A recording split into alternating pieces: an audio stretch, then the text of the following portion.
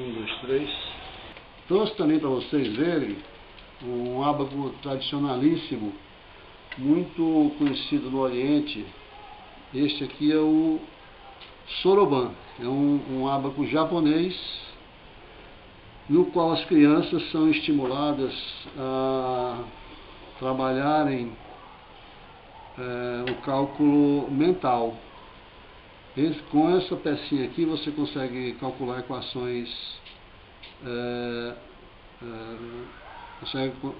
até do segundo grau, consegue tirar a raiz quadrada, a raiz cúbica. Ele é um sistema que ajuda a identificação posicional dos números. Ele tem pontinhos pretos aqui. Na hora da edição eu vou fazer marcações para identificar, tá? Então aqui ele sabe que aqui é a casa das unidades, milhares, né? Aqui milhão, bilhão, trilhão, quatrilhão, quintilhão e por aí vai. Então esse objetinho simples consegue fazer contas absurdas.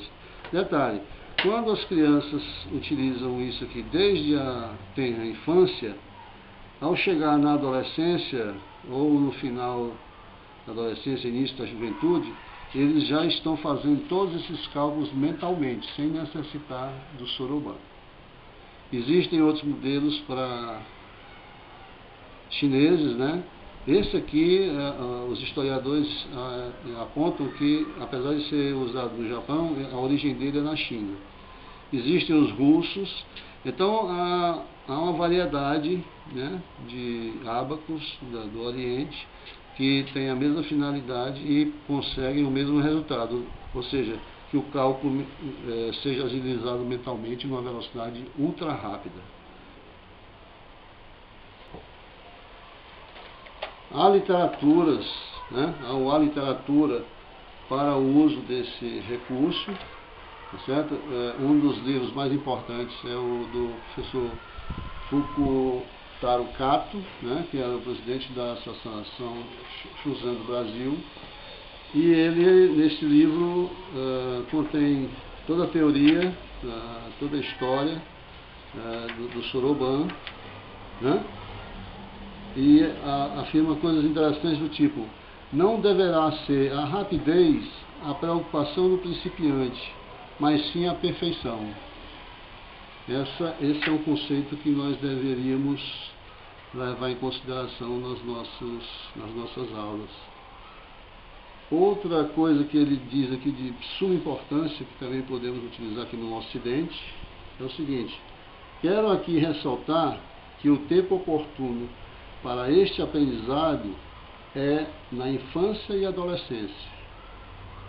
Atualmente, muitos adultos reconhecem o seu valor e desejam submeter-se ao seu estudo, o que é um ato bastante elogiável.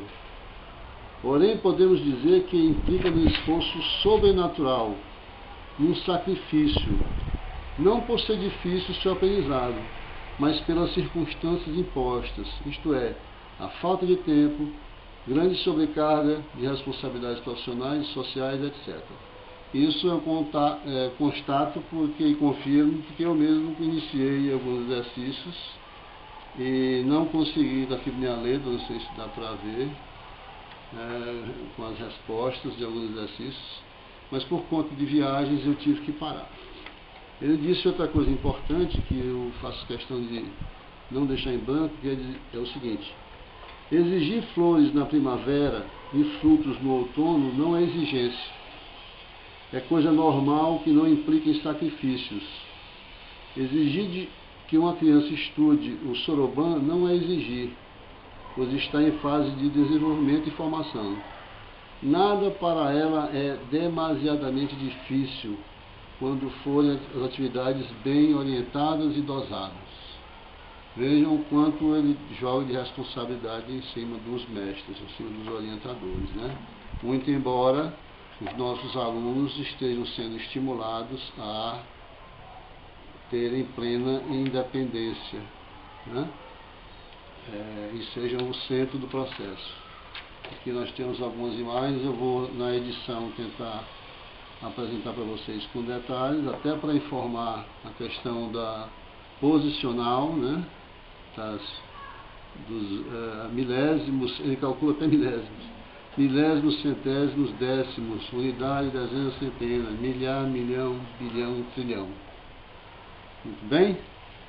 Temos uma reportagem aqui também, onde, da revista super interessante, que eu recortei, e que no final do professor Luiz Bar, que tem uma imagem de um aluno, né, estudando Soroban, né, e ele faz uma observação aqui interessante. Ali ficou claro aos leigos que não se buscaram formar matemáticos com o uso do árago, mas sim homens melhores do ponto de vista do cálculo mental, da perseverança e da paciência. Por isso gostaria que os planejadores educacionais brasileiros, tão entusiasmados com as possíveis aplicações dos computadores no ensino, ao menos pensassem na possibilidade de treinar professores e assim oferecer aos alunos uma iniciação prática ao Soroban. Reforça a ideia minha o fato de que o Japão hoje se desenvolve um treinamento prático desse instrumento não só para crianças de diversas idades, mas também para idosos, como prevenção auxiliar do que eles chamam aqui de esclerose, hoje nós chamamos Alzheimer, né? E isso não atrapalhou a informatização dessa sociedade. Tá bom, gente?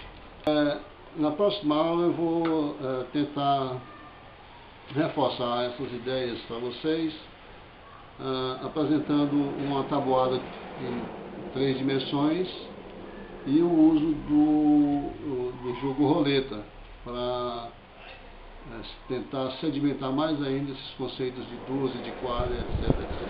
Tá bom? Um abração para todos e até mais.